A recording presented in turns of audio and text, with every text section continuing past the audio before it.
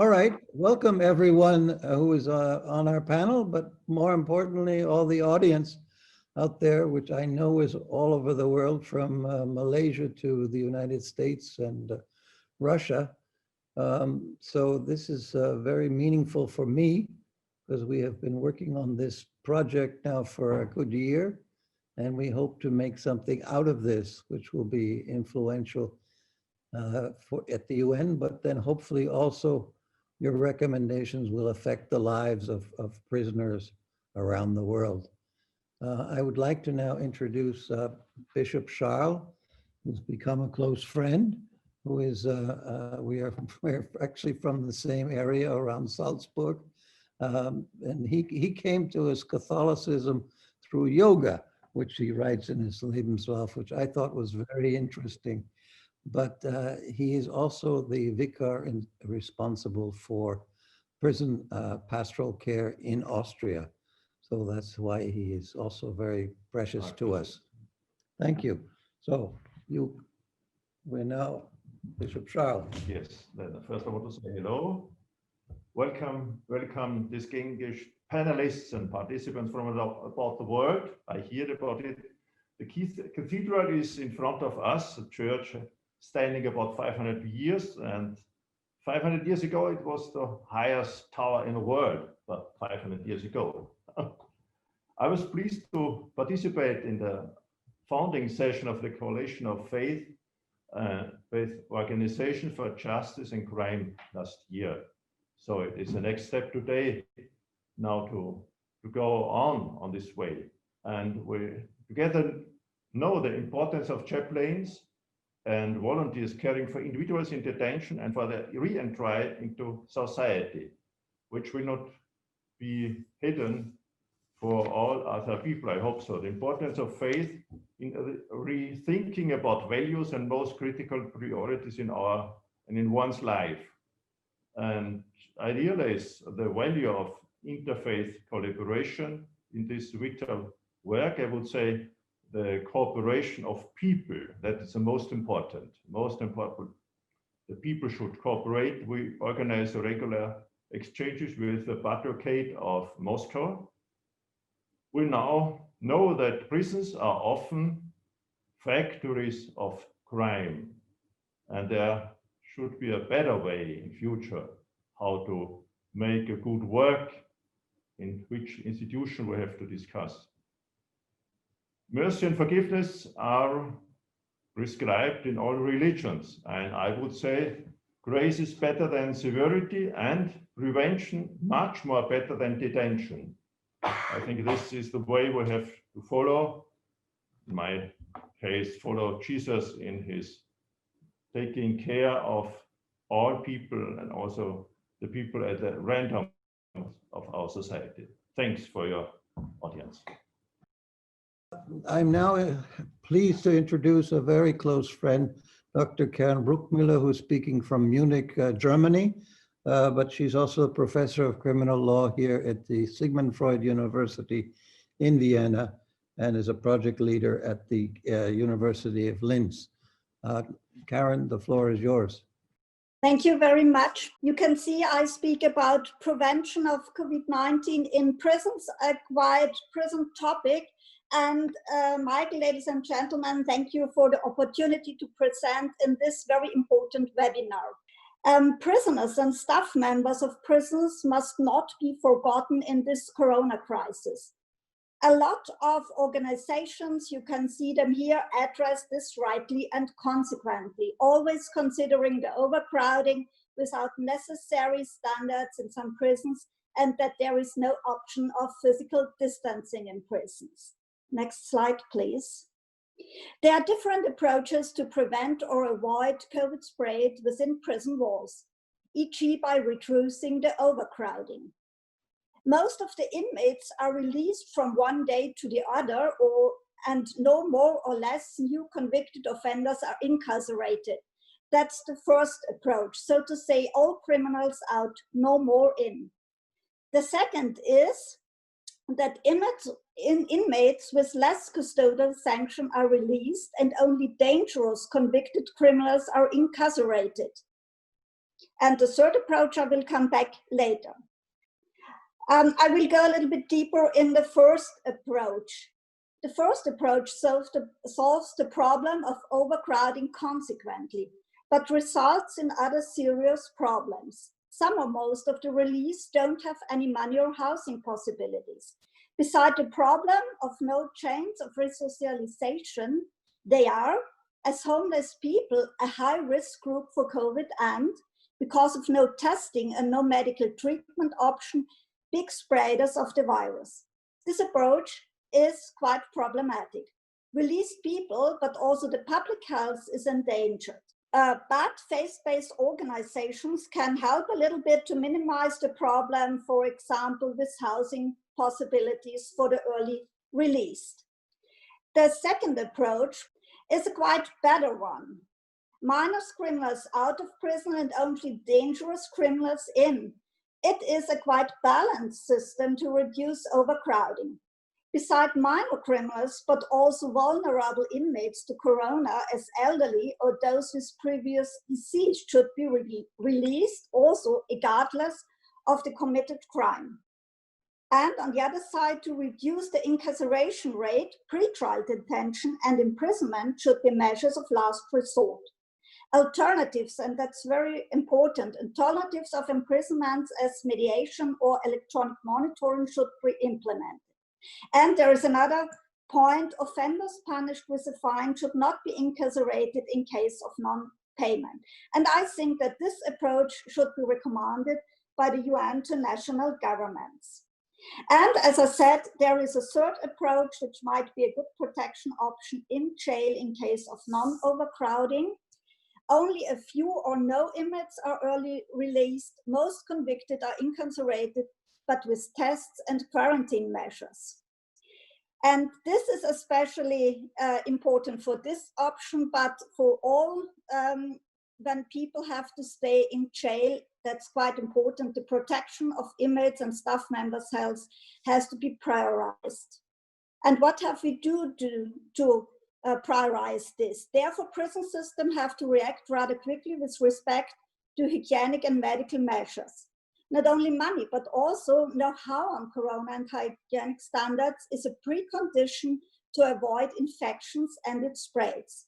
This knowledge is not obvious. Staff members and subsequently inmates must be informed.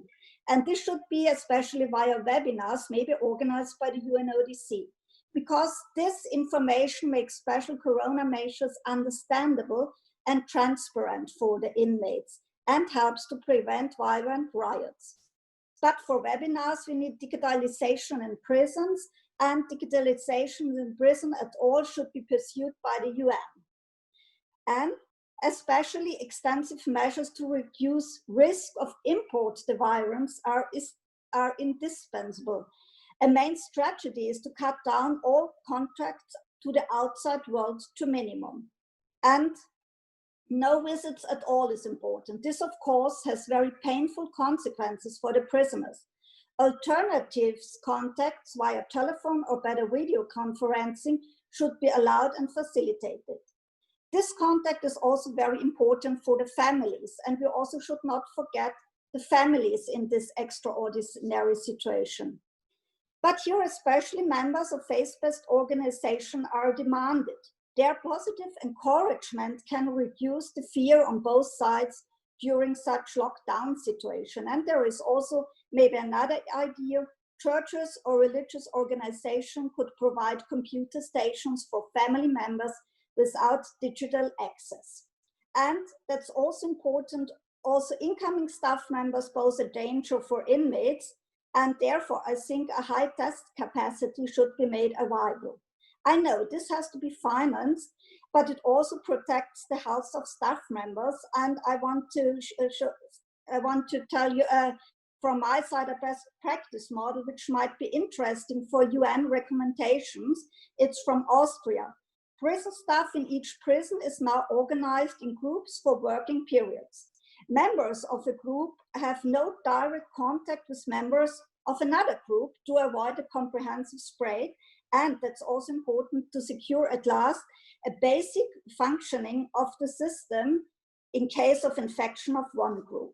And there is a last point, in particular testing and a 14-day quarantine for new incoming prisoners is necessary. I only have a last recommendation. If there are infected prisoners, they have the right of medical treatment. In some jails, isolation of the prisoners with an adequate treatment and a sufficient protection of the others is not possible. Close cooperation with hospitals outside is recommended, especially hospitals run by a church or other faith-based organization can be a cooperation part. This is all only to say all these measures can help to reduce and avoid COVID in prisons and thereby support a human treatment of presently incarcerated people. Thank you for your attention. Thank you, Karen. That was very good. I would now like to introduce a special person, Sister Allison McCrary. She is a Catholic nun and also a member of the Cherokee Nation in the United States. She's a lawyer, a restorative justice practitioner, and she has an extensive, very interesting biography, which you can look up online now. But one thing that she emphasized to me was that these are individuals who are temporarily incarcerated, and that's the terminology we should be using. So I welcome Sister Allison McCrary now to speak. Good morning, and thank you all for having me here. It's a privilege to be here with you. And again, I come here as a Native person and as a woman of faith. I'd like to first invite us to imagine what the world might look like without prisons and jails. I'd like us to think about the places in this world where people rely on each other instead of the police, the courts, and keeping people in cages. I'd like us to think about what harm and accountability for harm looked like before European colonialization happened and when many indigenous communities used restorative justice and transformative practices to respond to harm when it was done in communities. The modern day prison system is only 200 years old. That's not a lot of time in the trajectory of humanity. And we have 11 people incarcerated worldwide, with nearly 3 million of those in the United States. Prisons and jails do not keep us safe, at least in the United States. The states that have more prisons and more prisoners do not have lower crime rates than other states. We have a moral imperative to advocate for the release of presently incarcerated people, especially during a pandemic where one night in jail could end up being a death sentence. People in prisons and jails do not have access to protective equipment, and they cannot socially distance. I've been a spiritual advisor on Louisiana's death row, and I've been visiting people in the largest prison in the United States for the past 15 years. Many of the people incarcerated, they sleep on bunk beds that are 3 beds high and that are only a few feet away from each other. There's no way they can social distance from each other. In our Christian tradition, the Gospels give us this moral imperative to set the captives free, to move towards forgiveness and understanding, and to end poverty and other underlying conditions that lead people to committing harm to others. The conditions of confinement inside of prisons and jails create more harm in our communities, especially as people are released and aren't giving the care and attention that they need. For example, in regards to mental health, prison makes mental illness worse. The physical and emotional abuse of prisons, along with not having access to treatment for mental illnesses, exacerbates someone's mental health. There are people who are transgender who are not placed in their proper in the facility according to the gender that they identify as. Rape is common in a lot of prisons and jails, and there's little to no repercussions or preventative measures in place to prevent prison rape. There's a lack of health care, there's no access to medicine. In many places, the medicine that people need to stay healthy. For women, the conditions of confinement are even more severe. Here in the United States, I've worked with other attorneys as a lawyer, representing women who were pregnant and incarcerated and who have shackles on their feet while trying to give birth to their children. In addition to the conditions of confinement and the torture that happens inside of these facilities, when people come home, there's a lot of barriers to them having access to necessary services such as education, access to employment, access to healthcare, access to housing, and even their fundamental voting rights, which are essential for democracy. In the United States, there's 46 states that have some kind of restriction that prevent presently incarcerated people and formerly incarcerated people from voting. And so it essentially takes away their US citizenship because they have a conviction history. There's many things that we can invest in terms of alternatives to incarceration and alternatives to policing. And as the bishop said when we started, it starts with income inequality. We never find rich people in prison.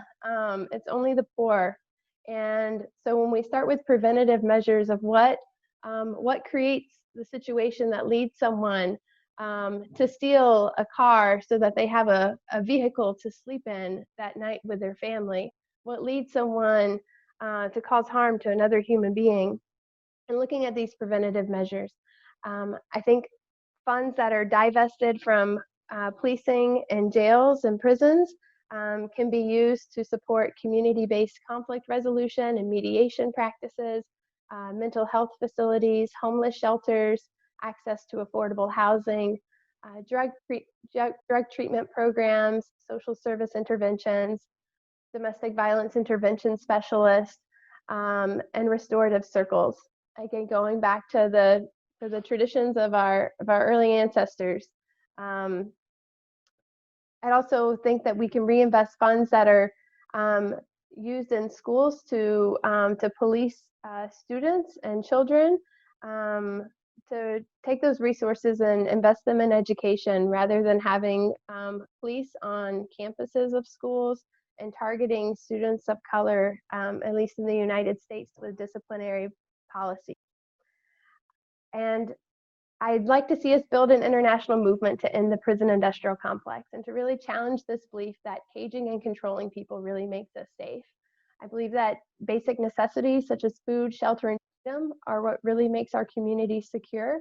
And our work is part of this global struggle against inequality and powerlessness, and invite us to think about the communities most affected by incarceration, and as we seek to look at alternatives and work towards creating those alternatives. During this time of COVID-19, we're in a special moment in history, and how we respond in this time will reflect the morals of our time. And moments such as this are fleeting. The window for transformative change is small, and it shrinks with the passing of time. And for the first time, there's an opportunity to really look at how incarceration impacts all of us. When there's a pandemic spreading and you have people who cannot socially distance and take precautions and then are released into communities, how it's all connected and spreads, and how we are all one and we are all connected.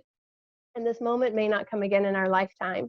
So we're faced now with how we reckon with our own conscience in this moment and the world that we leave behind for future generations, and how we collectively respond to what this pandemic is calling for us, and to use this pandemic as a portal for social change. And in the United States, we see the movement for Black Lives also inviting us to respond collectively. After the murder of George Floyd, the 46-year-old Black man who was killed by 4 Minneapolis police officers on May 25th for allegedly using a counterfeit $20 bill. And the police officer knelt down and put his knee on Mr. Floyd's neck for 9 minutes. And we see that the racial justice uprisings in this country are putting a stain on this nation's history as the list of Black people killed by law enforcement goes on for pages. And the policing is the first step in the criminal justice process. It's the first interaction that people have before being put into a prison or jail. And I think we have to look at this institution of policing and its history and its roots that are embedded deeply in slavery. So that's all I have for now. Thank you for listening and letting me share. Well, thank you very, very much. That was a powerful presentation. You already have some listeners who are saying it's a fantastic presentation. I'd now like to introduce Yitzhak Ben Yair. We've been corresponding for a good year. He identifies himself as a Jewish criminologist. I didn't quite know what that was, but I hope you will explain it. He's interested in youth at risk in the ultra-Orthodox Jewish community, spirituality in the field of and criminology of our topic for today. So may I have Mr. Dr. Yitzhak Ben Yair. Thank you. Thank you, Michael. You did your best with pronouncing my name. You probably guessed I'm from Israel. And I want to present something more theoretical. And before I present my theory, I want to tell you a short story about how it all began. In my first year in college, I took a course called Introduction to Criminology. In the first lesson, the professor began to explain that criminology was the brainchild of Raffaele Grofaello in the 19th century. Now, at that time, I did not always know how to keep my mouth shut, and my ADHD certainly did not help. So I told him, I don't mean to be rude, but Grofaello may have coined the term criminology in the 19th century, but it is important to say that criminological discourse has been going on for the last 3,000 years, and I can prove it. The professor obviously disagreed with me, and at this point I thought it would be better to give up the discussion because my score was depending on it. So after 12 years, when we became colleagues, I sent him an article in which I wrote as much. I believe that knowledge is knowledge, no matter where it comes from. Greek philosophers, Islamic scholars, or modern scientists. Throughout history and long before the 19th century, religions and spiritual movement talked about criminology in many ways. They tried to explain, prevent, and resolve criminality by applying spiritual codes in everyday practice and by promoting personal and social peace. Now, unfortunately, this knowledge is overlooked in modern secular society, which is why I ventured on a quest to seek criminological knowledge in the scriptures. While it was only natural for me to focus on Judaism first, my initial findings are universally applicable. I create spiritual Jewish criminology, a theory that describes and explains human nature, the causes of criminality, the social response to its many forms, persistence, and recovery. This is my last paper I published, was published a week ago on this subject. So the basic premises of this theory may be presented as a pyramid, a theoretical model that depicts the course of human life as a spiritual journey that must be completed, but emphasize the freedom to choose between good and evil. Now, it's a little bit complex, and just try to follow. The pyramid is built on two axes describing the desirable movement. One axis ranging from egocentricity, that is represented here in the periphery, to ultracentricity, represented here at the center of the pyramid. Egocentricity, it means self-centeredness. Ultracentricity, focus on others. Now, the second axis ranging from the material, the base of the pyramid, to the spiritual, or if you want to call it God, at the top of the pyramid.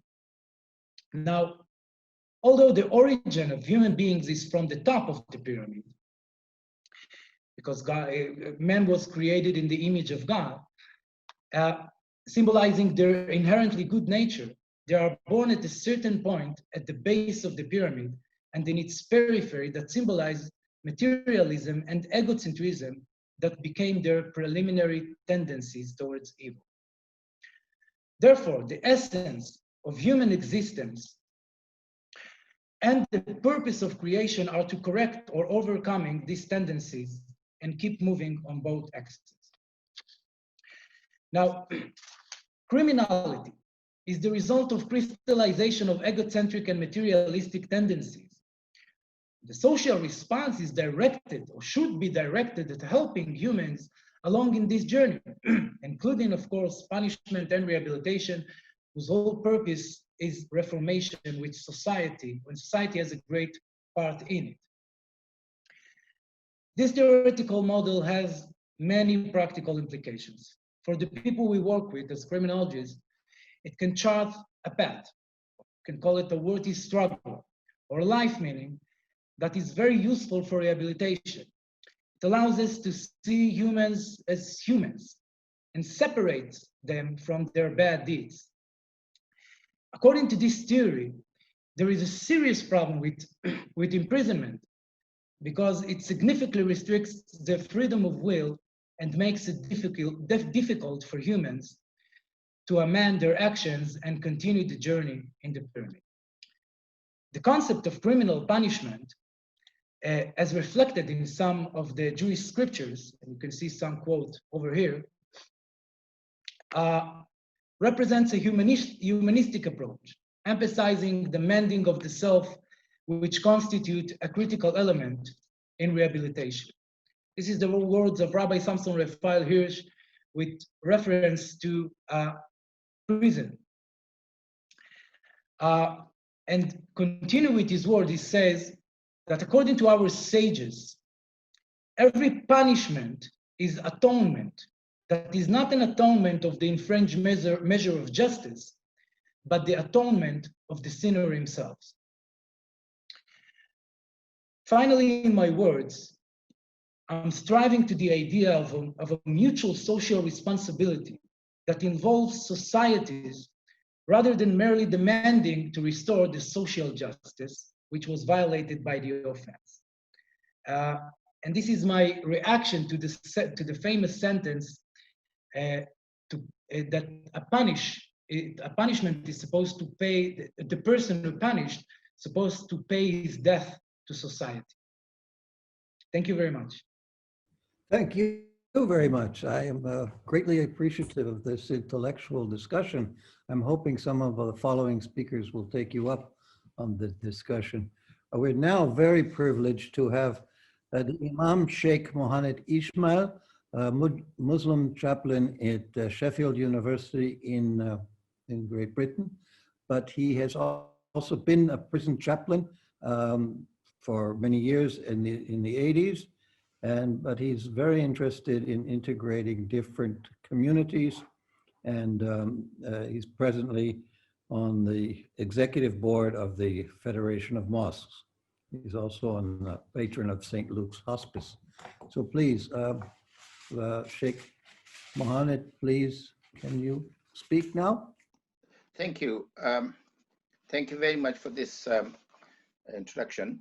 The chair and your reverence, brothers and sisters, ladies and gentlemen. I greet you with a greeting of peace.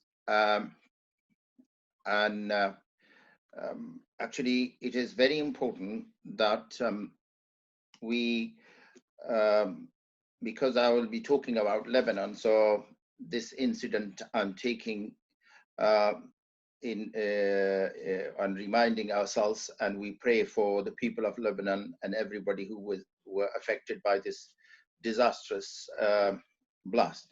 May God give them peace and comfort to all those that are affected. I'm really grateful that the coalition has taken this subject and I hope that this subject will be, and the discussion will be, and the outcome will be beneficent for the UNODC in our proposals. The important thing I would like to talk about And the subject is particularly of interest to me because, as you said in the introduction, that I've been as a young graduate imam, been serving in Her Majesty prison service as a chaplain. And I was, in fact, the very first chaplain appointed as a Muslim chaplain. And Church of England kindly taken me in with their priest at that time. And then I'm recently been serving on the South Yorkshire Police Commissioner Ethics, independent ethics panels to oversee the activities and handling of all the prisoners and so on and so forth. Well, today I'm talking about the importance of offering welfare and some release to prisoners who are particularly, according to the topic, still waiting for their trials. And I looked into the prison population, their welfare in the Middle Eastern Asian countries. And I've sampled Lebanon, for example, because the reason is that we cannot concentrate or take every country, but the reason for choosing Lebanon, because it is the most moderate, open, democratic, as well as working in exchange with the UN, ODC, and with Amnesty International and with others in terms of changing information about prisoners. And also they have some welfare organizations working for the prisoners. But here I'm going to give you a quote from the Amnesty International, that despite the fact that 600 prisoners were released, and all these quotes and the details are in my submission, which I've made, and hopefully that it will be available to everyone. 600 prisoners in pretrial detention as part of COVID-19 emergency response were released, but still Amnesty is concerned that thousands of individuals awaiting trial or having already finished serving their sentences remain in detention. And one of the worrying elements is that there are some detainees who are held without trial for 13 years, as well as the prisoners who are suffering from difficulties in terms of breathing and respiratory problems. And in terms of caring for families, there are examples and quotes here that none of the families were taken care of. According to the UNODC statement in regard to Lebanon, it says that the uncertainty of extent of COVID-19 has provoked anxiety and fear, especially among the prisoners who are in closed settings and are worried about their health and their well-being and rehabilitation. And this is actually a case in regard to, if we go to the Asian countries. So, for example, there is a worry about a major crisis to start at any point, health crisis in jails in Asia. And this is according to reports of Human Rights Watch New York, that in 5 of the 10 countries with the largest prison population are in Asia, China's official prison population is the second largest, without counting those 1 million Uyghurs who are being detained in concentration camps and so-called the jails or the educational custody or whatever. And similarly, in other countries, there are the prisons percentage of the prisoners is so high that it is more than, in some countries, more than 500% capacity. And at the end, I've discussed that from a UN document which was produced for Afghanistan, that Islamically, what are the prisoners' rights?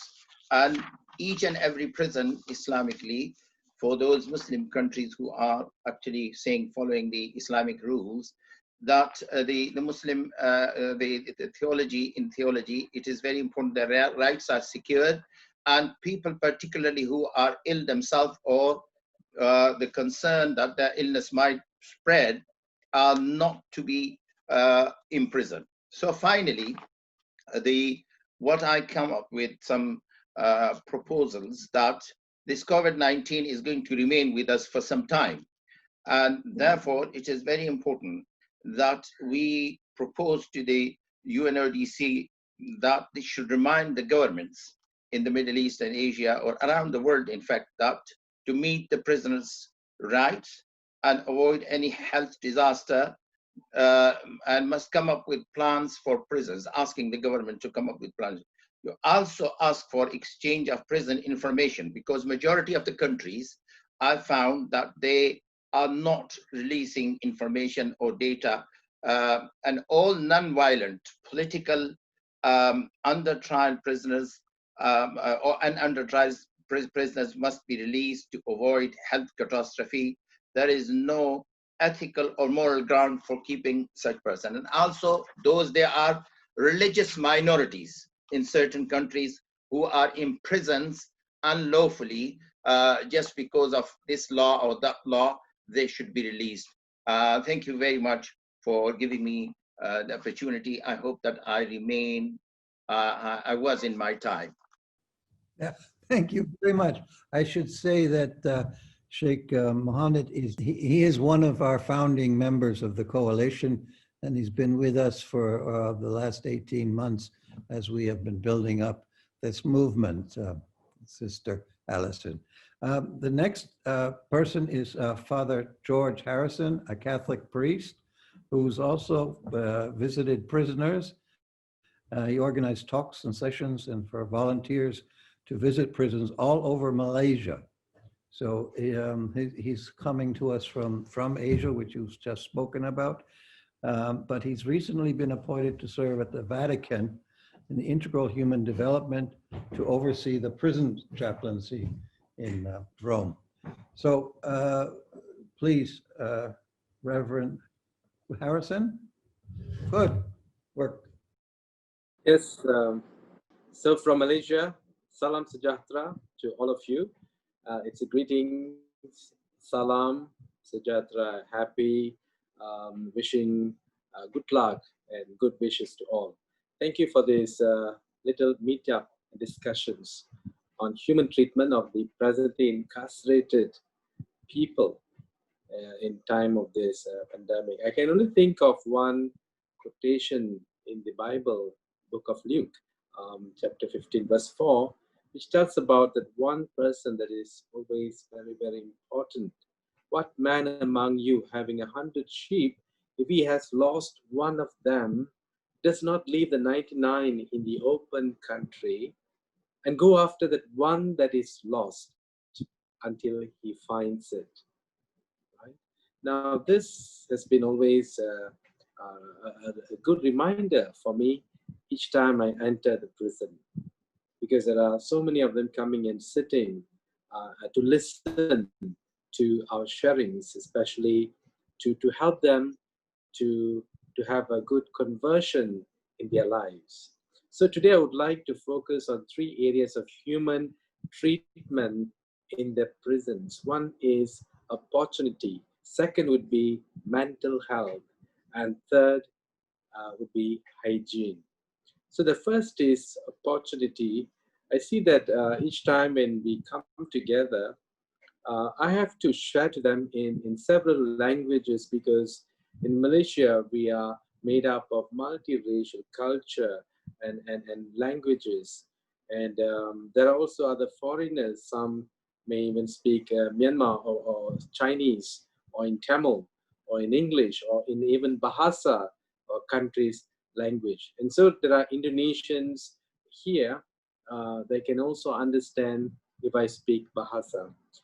So aware of this presence of people, of friends of other faith, I often be prepared to enter into a kind of ecumenical way of embracing them, inviting them to be there to listen, to understand, and even to pray. Or make it also a little bit of that interfaith, interreligious dialogue.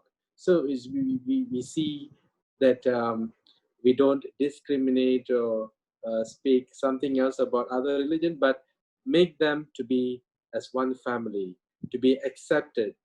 And so this is very important when we are in a multi-religious setup. See that each one of them sitting there are a very important person, a human person that God loves. And so having done this, we also are very much prepared to welcome them into a second home setup, to have a care for them, to give them opportunities, to have a fresh start, job opportunities, so on and so forth. And the government is also very much has prepared a place during this time of pandemic. I realized when I was talking to one of the officers that they have a place when the prisoners released to go and to stay, get themselves checked and prepared to quarantine themselves before going into their families. So, I'm thankful to the government to also be prepared to handle them, giving them good opportunities to be back with their families. Secondly, about mental health is very, very important also, because during this time of pandemic, they have no one to visit, not even the priests or even the volunteers. But the prison was prepared with the TV and a kind of online sharing. So we had our volunteers recording their sharings, the priests giving the gospel sharing. And this pre-recorded items are sent, and they watch.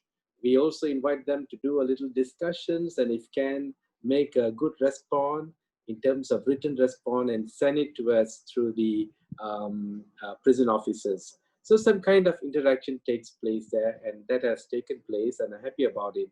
One thing that perhaps also should have taken place is a kind of opportunities for families to do online meeting or chat. That could have been also a great opportunity for them to get connected with their families. And in all this, we listen carefully, attentively to their voices.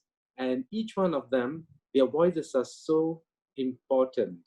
When we listen, they know that they are very important and they are being accepted wherever they are. And having done this, we also think of those foreigners that are, it's so many female and men who very often will go or unheard. If we don't care for them in bringing connection with the NGO, embassies, and see that their papers are done to prepare them for release, or even to send them back to their country. And this is very important.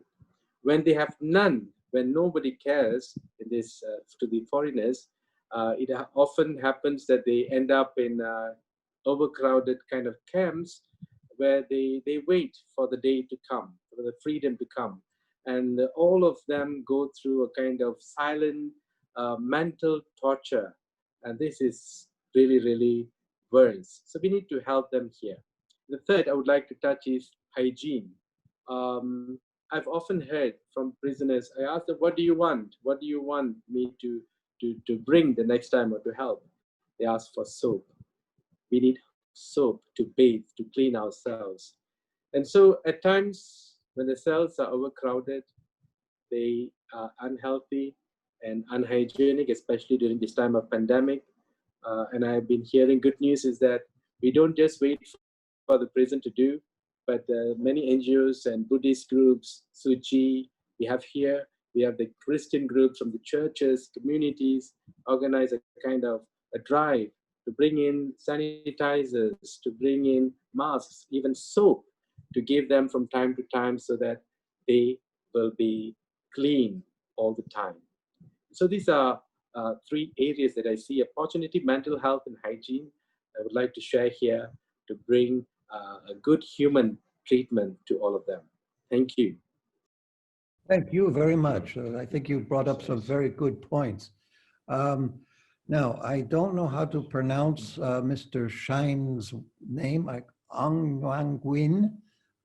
He's the president of an interfaith youth coalition in Myanmar. He's led youth organizations. He's also had part of a campaign for abolishing the death penalty, which we could also be speaking about. Sister Allison talked about death row, but also empowering young people. And I'm very happy that we're getting a voice of the youth in this program. So, Mr. Shine, would you please pronounce your proper name correctly? Hi, good evening, good morning, and good day to everyone. My name is Shine. My Burmese name is Aung Nang Win. I'm from Myanmar, and I'm mainly working on young people and mostly use the faith-based approach. So I have been working in the field of HIV and AIDS, and also dealing with the people with drug use for more than 20 years already. And now also I'm mainly focusing on reducing the use of drug among the young people. Now we are planning to have a program for drug use and also the HIV program for young people, together with the drug policy advocacy group in Myanmar.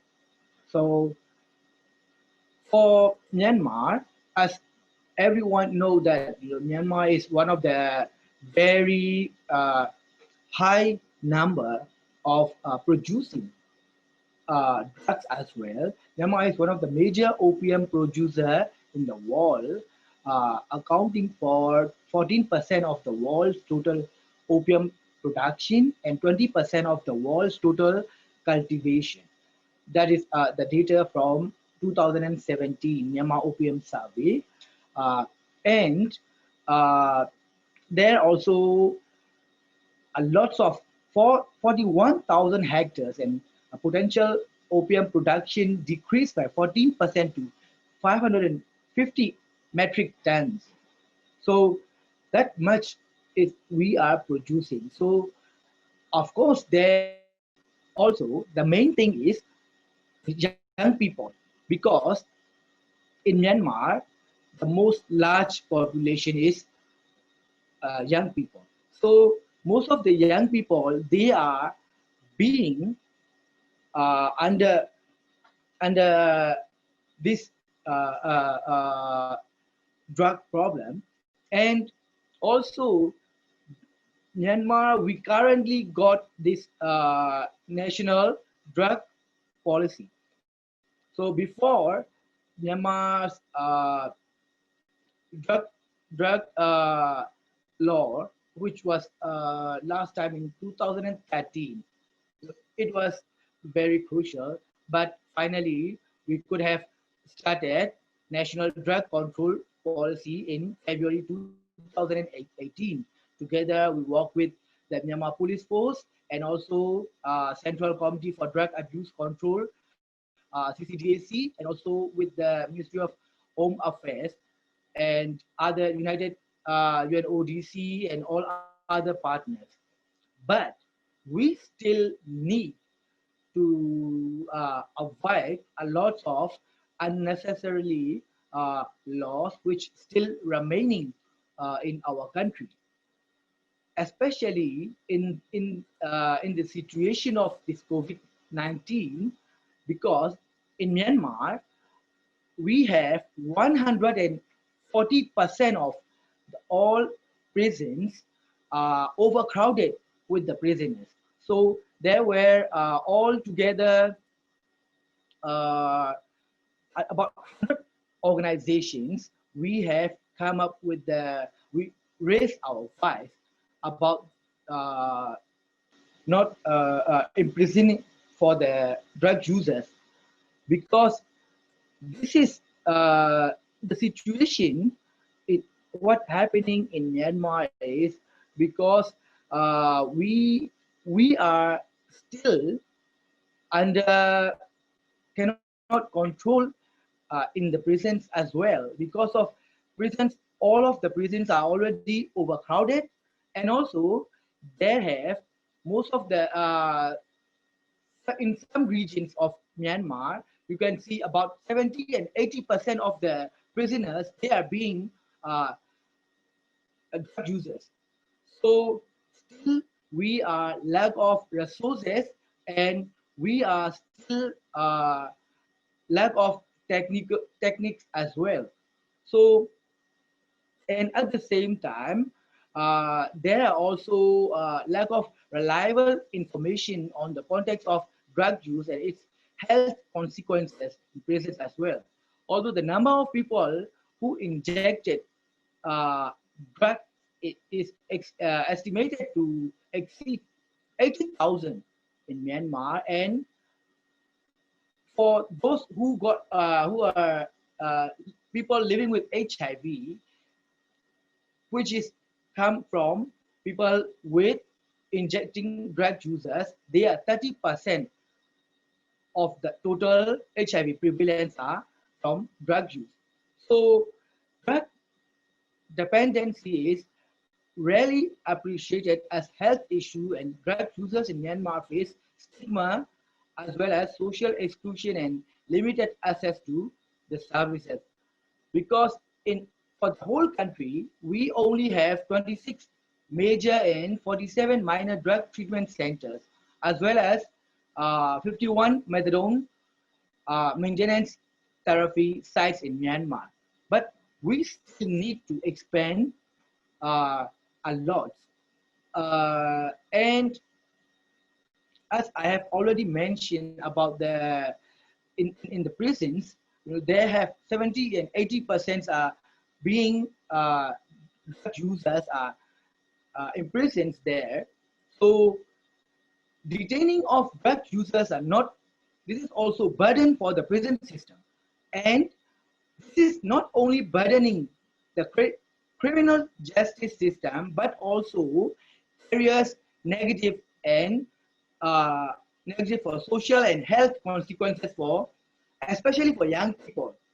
And also, it's like they have lost their life, because even if you find two or three tablets in hands of young people, when he is together with 3 or 5 of his friends, then all of them will be imprisoned. So those kind of things have made the life of young people totally lost their future. So we are still in advocating to the government and also dealing for those issues to change in our country. And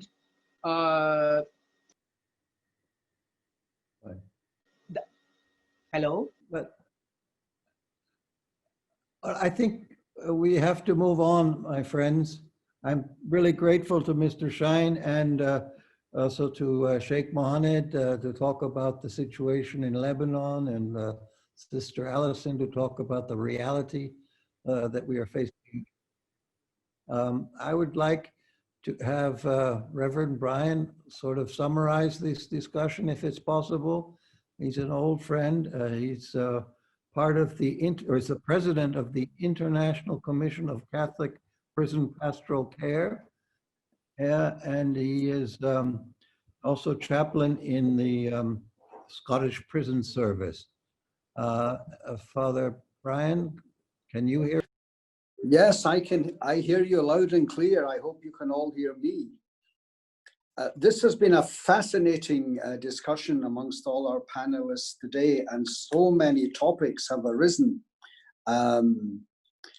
There is one person not on the panel today that I do fully appreciate, would love to be here. And I hope that since Father George now has a place in the Vatican, he can present this to him. Last November the 8th, as part of a Vatican Congress within the Dicastery of Integral Human Development, I had the tremendous privilege of having a private audience with Pope Francis. At a meeting of prison chaplains, the Pope said, many times societies in a supposed search for good and security seek the isolation and imprisonment of those who act against social norms. For over 26 years of being a prison chaplain, I have been saying this all along, that all too often we focus on on custody and good order, and we forget about the care and opportunity. I think there's an imbalance here, and from listening to the previous speakers, I think if the focus is on care and opportunity, then the custody and good order free flows from it. It follows from it. It's the direction, it's a natural direction of flow. So let's try and get this balance correct. The Pope went on to say it's easier to repress than to educate, and I would say more comfortable too.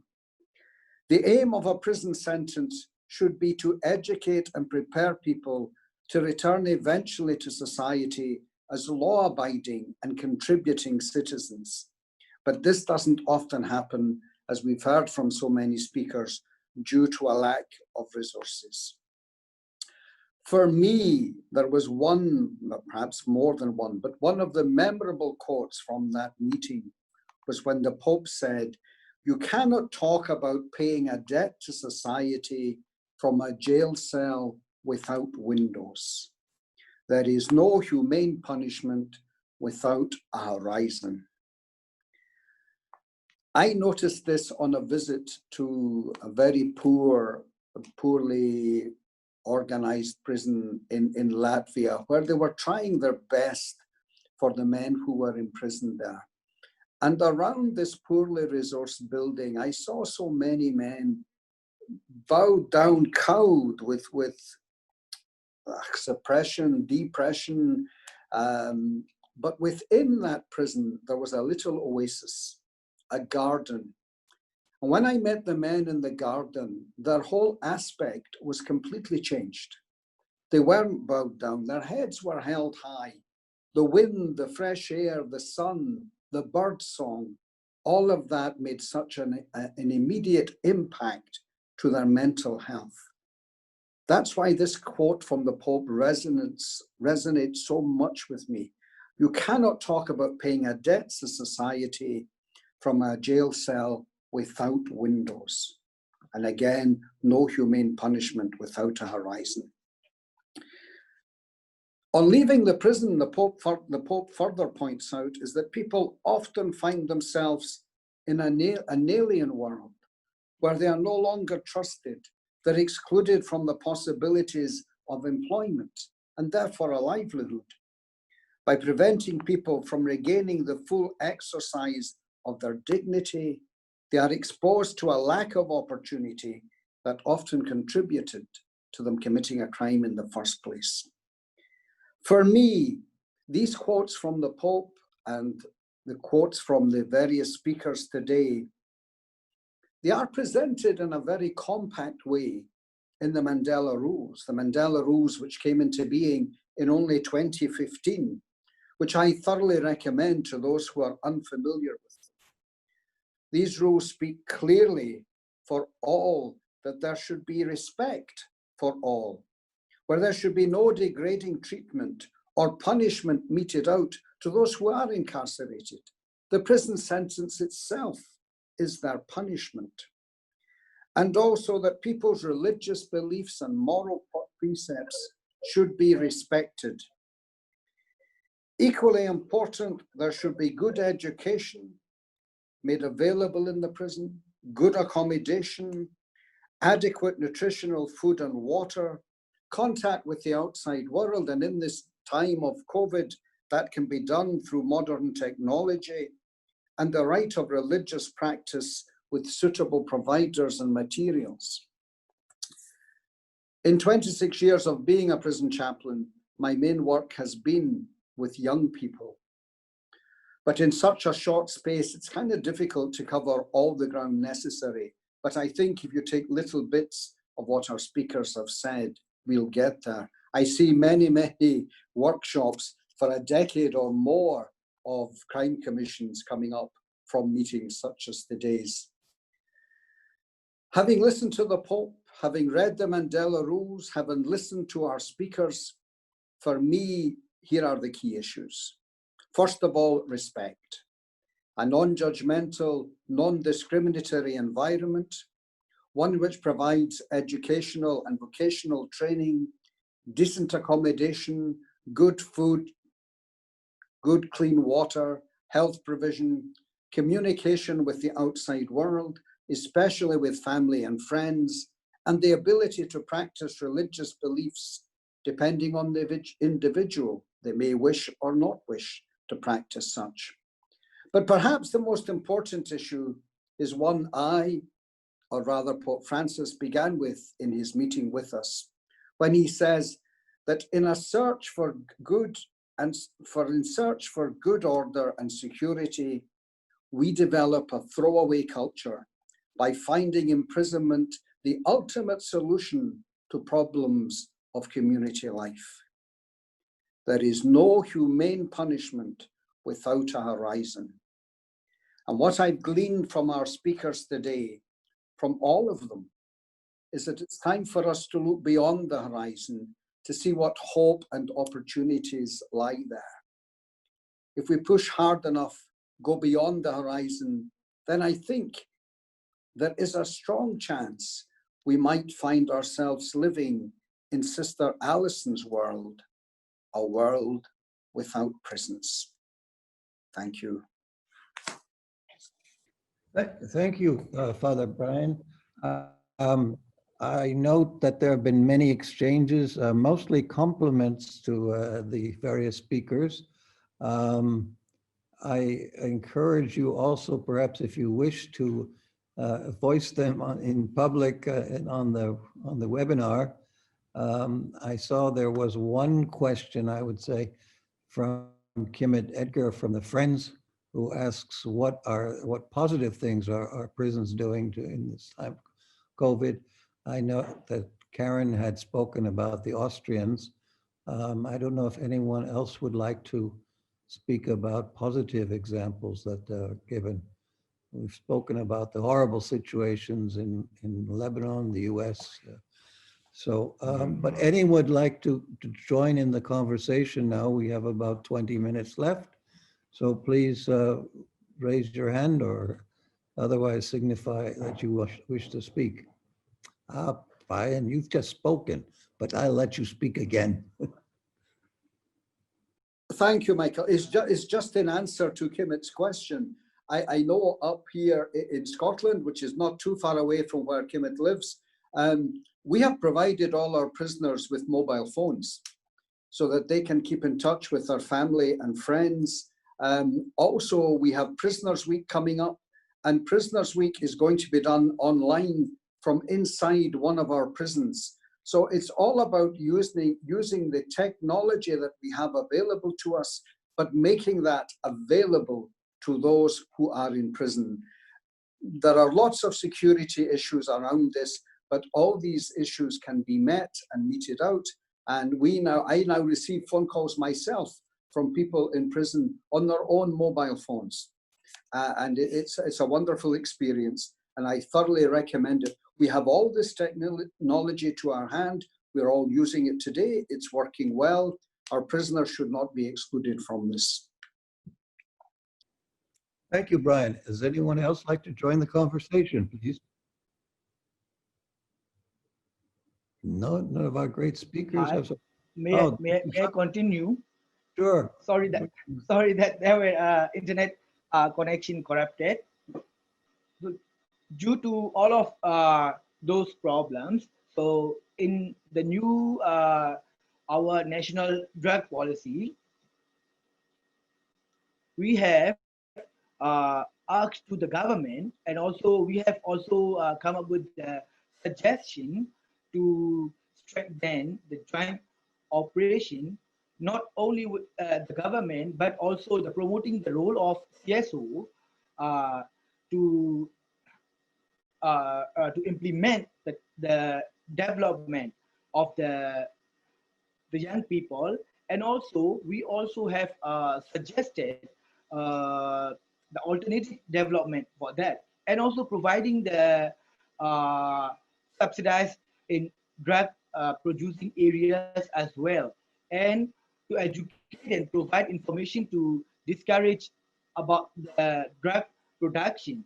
And also for the legal response mechanism, we also have suggested to the government to review and revise existing relevant laws every 5 years, and to update mechanism to speed up disposal of evidence related to money laundering and corruption in line with revised laws, because we also have this corruption and money laundering case in our country, because Myanmar is also at the between of China, India, and also one of the country which we are mainly importing, exporting the Bangladesh as well. And also we suggested to train relevant prosecutors, judges, and law enforcement in drug case management. And also for the, especially for uh, the harm reduction, and also for the prevention programs, we have suggested our government to educating the public against the use of illicit drugs in essential in uh, deterring drug use. And also this also requires strengthening the capacity of stakeholders, including community-based organizations, and to deliver preventive intervention and promoting an enabling environment for implementation of related activities. Because now mainly whenever you look at the issue of handling the drug case, mainly by the government, so we have also suggested for this one. And also we also urge the government for intervention at the school and community level to educate against the use of illicit drugs, because it is now very cheap here and very easy to get in everywhere. It's not even $1. So young people can easily buy here.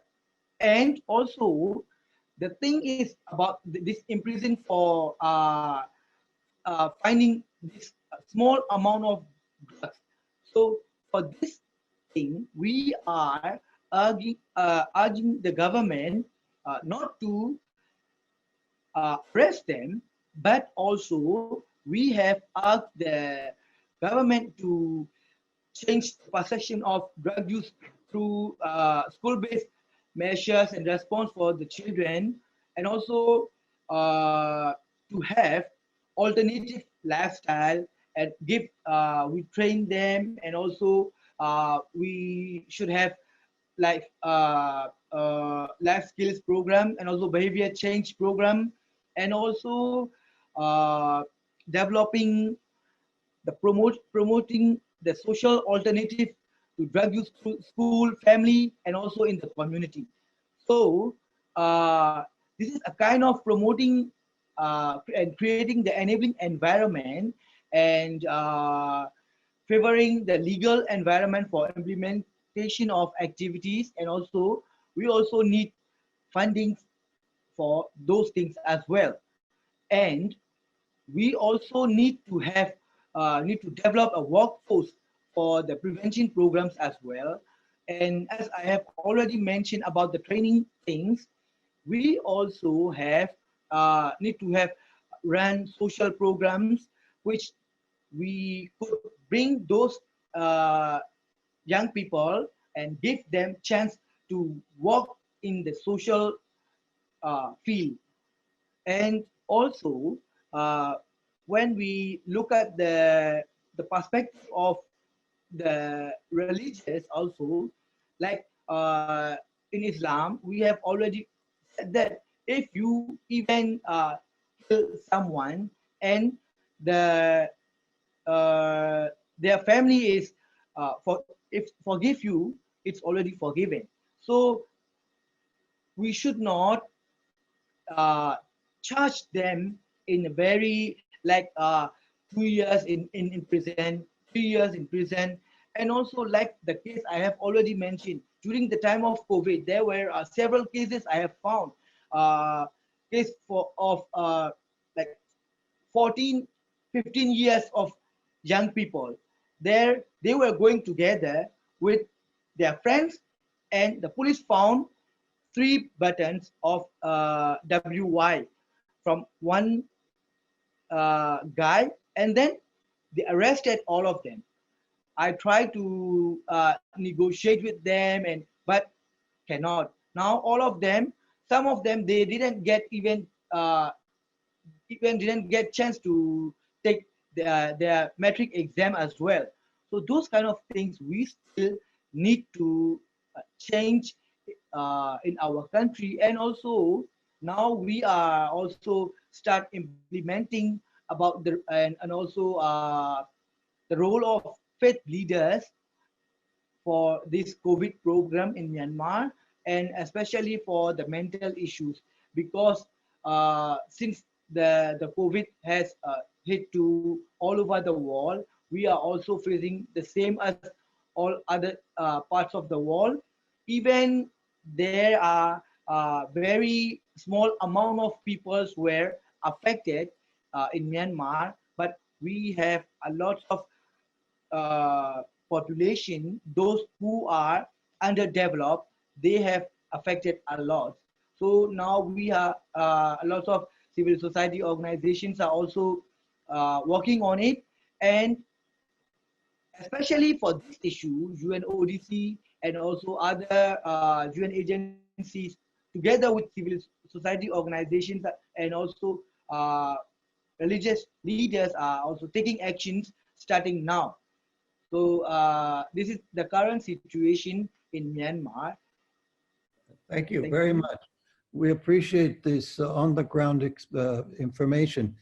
I looked through the chats and I saw we had someone from Brazil, Noyer Simão Ferraboli, who again compliments the webinar. And what he basically says is that prisons are not set up for people to restart their lives. In fact, we make it more difficult to start their lives. And we really haven't talked much about the re-entry into society and their social acceptance of people. I wonder if anyone wants to take on this issue, because I see we have talked about prevention and also about the conditions in prison, but what about afterwards? I think we really have not sufficient programs for aftercare projects. But does anyone want to take up a final intervention, please? I can share on that. Please. Yeah, so in addition to being a Catholic sister and a lawyer, I'm also a survivor of crime, violent crime, and also my father was incarcerated off and on for 30 years until his death. And so I speak from personal experience on this as well. And also started the Reentry Mediation Institute. And the Reentry Mediation Institute ensures that people's relationships when they come home support their reentry. A lot of reentry programs focus on housing or employment, education, training programs, but very few, if any, work on family reunification and the relationships between an incarcerated person and their loved ones. And so 6 to 12 months before someone is scheduled to come home, we schedule a mediation inside of the prison or jail with the currently incarcerated person and their loved one. It can be their spouse, their mother, their children, their former employer, their minister, their neighbor. anyone who they want to ask for support around their reentry, and together they make a plan for their reentry. Oftentimes, I think we know what people need when they come home from prison, but the people know themselves. They know what they need. They have relationships. And it's about giving them the possibility of self-determination to determine for themselves what they need for their reentry and make a plan around it. And so in the mediation process, they make that plan around where they're going to live, where they're going to work, how they want their marriage to be, how they want their relationship with their children to be, and have really frank and honest conversation inside the prisons and jails before someone is scheduled to come home. I think with COVID-19 releases, it's important to have a sensitivity. While there's a need for the 2-week quarantine after a release, and to educate and inform them about, you know, the wearing of our mask and other precautions, it's important to normalize that and to say everyone is doing this, so that the person coming home from prison doesn't feel farther ostracized or like they're contagious or they have a disease or they're a bad person. So educating them about precautions and normalizing it as much as possible, because inside of the prisons there are little to no precautions, at least in the United States. So around releases during COVID, that's been something helpful or important. Thank you, Sister. Anyone else have a word to say, because we will close this webinar otherwise? Can I come in, Michael? Who is that, please? Of course. Yeah, in Britain, in the United Kingdom, and particularly I'm talking about England because you have slight variation in Scotland, Wales, and England. The post-prison life or prisoners are supported in an organized way through probation service, and then counseling. They are always referred to continuous counseling, and also the probation service seek advice from the faith leaders as well, whether churches, mosque, or respective faith. And also the Princess Trust is a good example of those NGOs, non-governmental organizations, which are offering support. So the very first thing is that they involve them in the charity work, the young people. Then they involve them in the resettlement program. Then they call something called Step Together, which offer them help and support in terms of work placement and so on and so forth. And then, you know, the religiously what is called linked programs called St. Giles Trust, and Salvation Army is also one of them. And there is another program called Unlock, and women in prison, particularly when they come out, their special needs are looked into, and their relationship, and men as well, you know, the relationship and working chance is very important, that to ensure that people are in work. So there are a number of NGOs who are working with prisoners, as well as government organization. NAPRO is another one mentioned here. Thank you. Thank you again, Sheikh.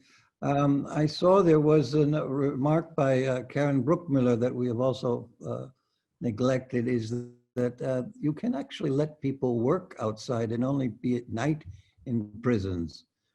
This is a model that's used in Switzerland, where people actually retain their jobs or sometimes get new jobs, but only have to come back at night. And sometimes there are occasions where people can go home on the weekend to visit their family again. So I think we should be thinking more about open prisons rather than the structures we have now, which are really about walls. Does anyone have a final word? Otherwise, I'm going to turn this over to our the bishop. Okay, the bishop will have a final word. Not a final word, a word.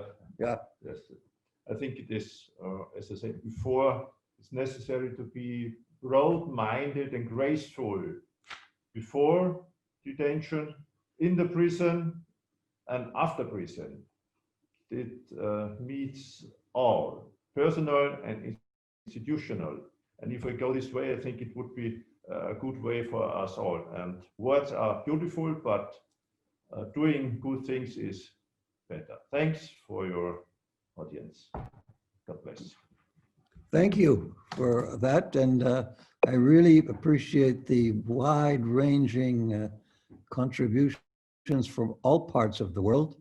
And I think we've heard from every continent.